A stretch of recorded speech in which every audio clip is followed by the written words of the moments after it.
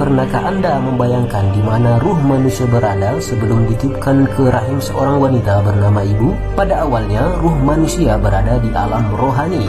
Kemudian Allah Subhanahu wa Ta'ala meminta persaksian kepada ruh bahwa Allah Subhanahu wa Ta'ala adalah Tuhan dan pencipta manusia. Di saat itu Allah bertanya, "Bukankah aku Tuhanmu yang telah menciptakanmu?" Kemudian ruh menjawab, "Ya, kami bersaksi Engkaulah Tuhan kami." Setelah melalui persaksian di alam rohani, kemudian Allah Subhanahu wa Ta'ala mengirimkan ruh manusia ke dalam janin atau rahim ibu. Setelah di alam rahim, kemudian Allah Subhanahu wa Ta'ala kembali meminta persaksian kepada janin, apakah sang janin sudah siap untuk dilahirkan ke dunia.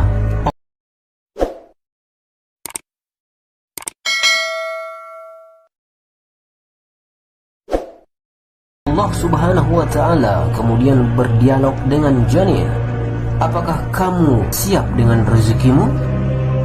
Janin menjawab, "Ya, saya siap."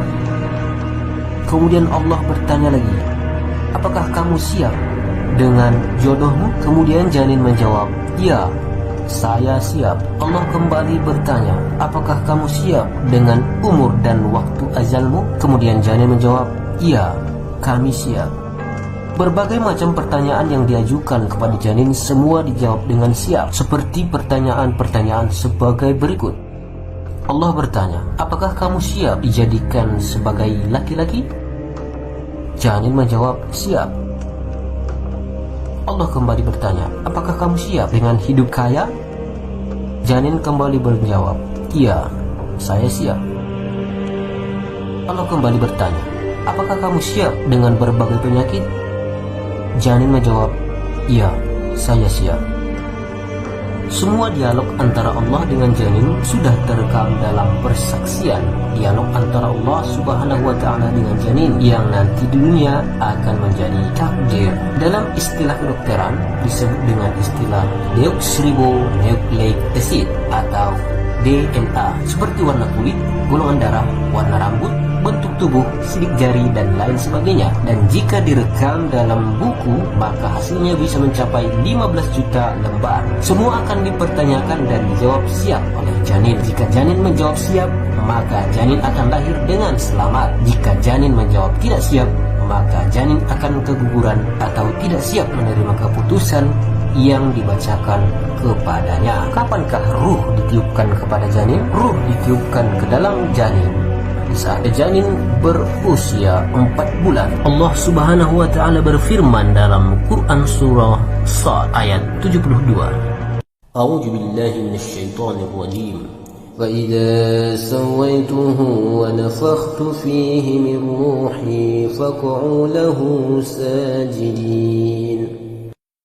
Kemudian apabila telah aku sempurnakan kejadiannya dan aku tiupkan roh atau ciptaanku kepadanya, maka tunduklah kamu dengan bersujud kepadanya. Saat ini, ruh janin sudah terpisah dari ruh ibunya. Selama janin yang sudah ditiupkan ruh ini menumpang di rahim ibu, disitulah kepribadian janin mulai tumbuh. Itulah sebab ibu hamil kadang-kadang punya keinginan yang aneh, seperti ngidam makanan tertentu, suka berdandan, tidak suka melihat suami, dan lain-lain. Itu semua adalah cerminan dari kepribadian janin di dalam rahim ibu, yang berarti bahwa janin sudah mulai mempunyai keinginan yang berbeda dari ibunya. Menurut penelitian, janin sudah bisa berinteraksi dengan lingkungan sekitar melalui suara, sehingga ibu hamil dianjurkan untuk banyak berdoa untuk sang janin dan juga memperbanyak membaca Al-Quran. Bacalah surah Yusuf agar bayi memiliki paras tampan atau cantik. Kemudian baca surah Luqman supaya bayi menjadi pintar.